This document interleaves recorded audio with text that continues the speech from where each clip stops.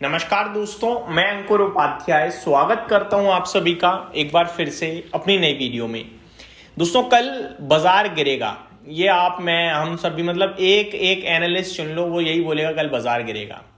कल बाजार की गिरावट को कौन लीड कर सकता है, किस वजह से गिरावट होने के चांसेस सबसे ज्यादा हैं, इकोनॉमी पे किसका डेंट सबसे ज्यादा पड़ेगा और गिरावट में क्या मौका बनेगा। मैं हमेशा आपसे कहता हूं गिरावट अपॉर्चुनिटी के रूप में होती है, लेकिन मैं अभी आपसे कहूंगा कि कल की गिरावट अपॉर्चुनिटी नहीं होगी। हमें अभी वेट एंड वॉच की सिचुएशन में रहना है, क्योंकि अर्ली स्टेज होगी, पैनिक बनेगा, सबके मन में डर है, बिकवाली आएगी, इतनी जल्दी में नहीं खरीदारी करनी है, कुछ दिन वेट करेंगे। आप कह सकते हो कि भाई फ्राइडे तो लेने का मौका है, कहा था आपने पहले, वो था, लेकिन आज की डेट में जो सिनेरियो बन गया है उससे कल खरीदने का मौका नहीं है।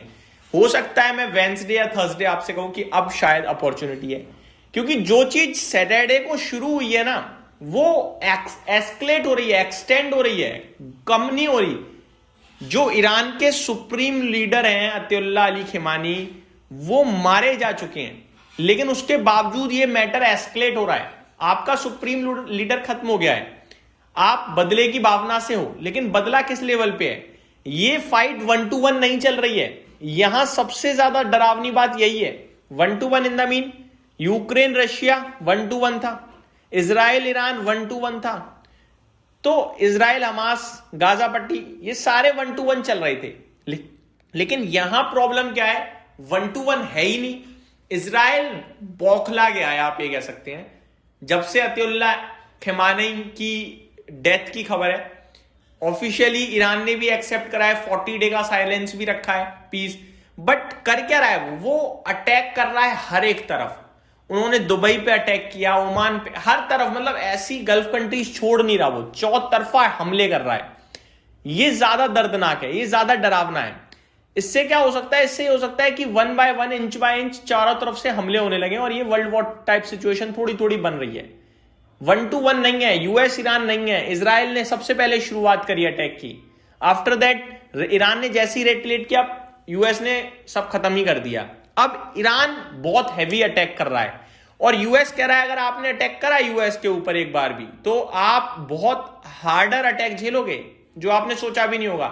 तो यूएस अटैक कर रहा है प्लस धमकी दे रहा है, ईरान इधर से धमकियां दे रहा है कि अब तो भैया होगा, और कर भी रहा है। तो ये मामला एस्केलेट हो रहा है। अभी किस लेवल पे एस्केलेट का टॉप बनेगा वो देखना है पहले तो हमें।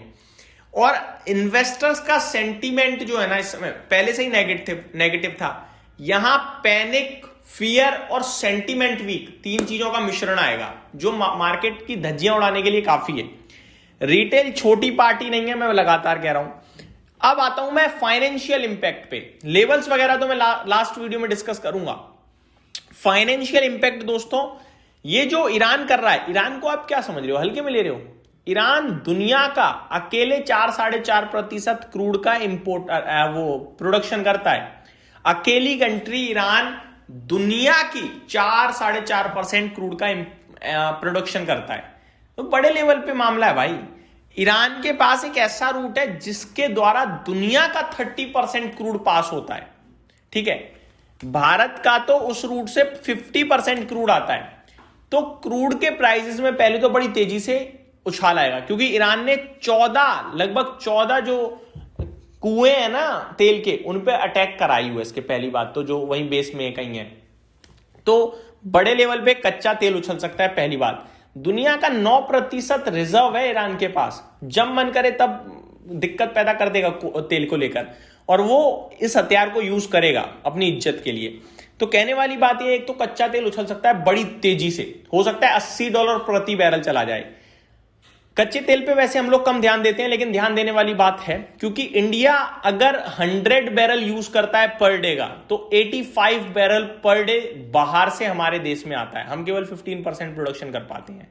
तो ये आपको दर्शा रहा है हम कितने लेवल पे इंपोर्टर हैं। दूसरी बात, हमारा रुपया कमजोर पहले से ही था, और जो कुछ हुआ है उसकी वजह से शायद कल आपको लाइफ लो दिखे रुपया में। 92 रुपीज का भाव भी आ जाए तो कोई बड़ी बात नहीं है, और अगर आ जाता है तो आपका रुपया कमजोर हुआ, कच्चा तेल बढ़ गया, आपकी डबल मार पड़ गई इकोनॉमी पे। सिंपल है। तो मेरे हिसाब से ये चीज ज्यादा भारत को खल सकती है फाइनेंशियल लेवल पे। क्रूड बढ़ना, रुपया का घटना, इन्फ्लेशन मार्केट देश में आसमान छू सकता है। तो ये सारी चीजें जो मेरे को लगता है थोड़ा डराने वाली हैं, थोड़ा धमकाने वाली हैं।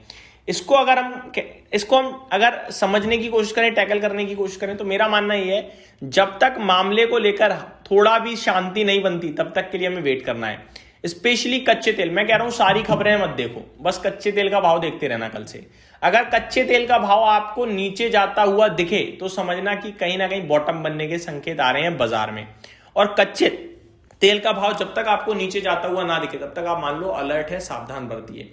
दूसरी बात, हम अगर वहां से तेल नहीं लेंगे, हम रशिया से भी नहीं ले सकते, क्योंकि रशिया से हम लेंगे तो यूएस हम पे टैरिफ मार देगा। तो प्रॉब्लम चौतरफा है दोस्तों इस समय, ऐसा मुझे लगता है। और ये सबसे बड़ी दिक्कत का विषय बन सकता है भारत के लिए। और जब तक ये फाइट एस्केलेट हो रही है तब तक के लिए मुझे लगता है अभी बाइंग थोड़ा सा वेट में डालेंगे। ये मेरी तरफ से अपडेट थी, उम्मीद करता हूँ डिटेल्स पसंद आई होंगी। Thank you so much for watching this video. Have a great day guys.